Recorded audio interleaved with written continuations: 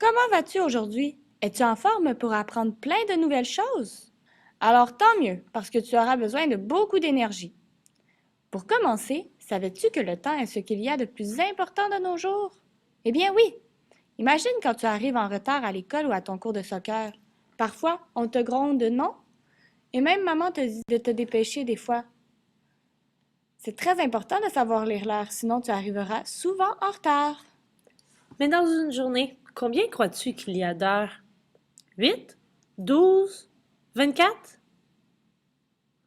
Oui, bravo! Il y a 24 heures dans une journée, car même si tu dors, le temps continue d'avancer.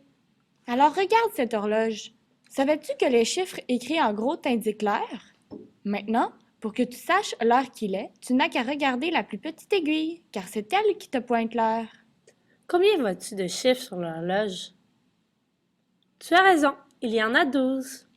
Mais s'il y a seulement 12 heures sur l'horloge, mais qu'il y a 24 heures dans une journée, ça veut dire que la petite aiguille fait 2 fois le tour de l'horloge? Eh bien oui! De minuit à midi, c'est le matin, et de midi à minuit, c'est l'après-midi. As-tu compris? Exerçons-nous un peu. Alors ici, quelle aiguille dois-je regarder pour savoir l'heure? C'est vrai, tu as raison. C'est la petite aiguille qui pointe l'heure. Alors il est 6 heures. Bravo!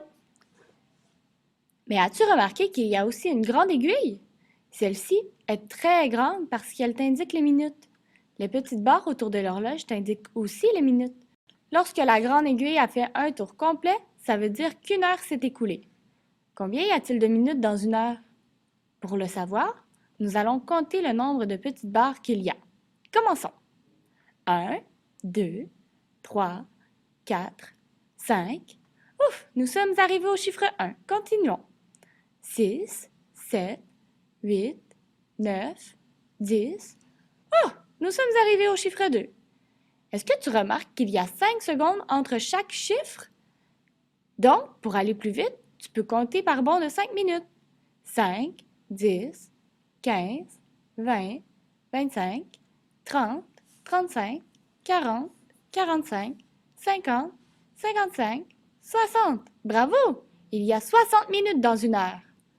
Mais je suis persuadée que tu as remarqué que sur certaines horloges, il y a une troisième aiguille et que celle-ci est très rapide. Cette aiguille s'appelle la trotteuse. Elle indique les secondes qu'il y a dans chaque minute. Elle va très vite parce qu'elle doit faire un tour complet en 1 minute et qu'il y a 60 secondes dans 1 minute. Est-ce que tu te souviens dans l'histoire de comment le loup fut battu à la course par 2 escargots? Le loup dit qu'il fait plus de chemin en un quart d'heure que l'escargot en une année. Un quart d'heure correspond à 15 minutes.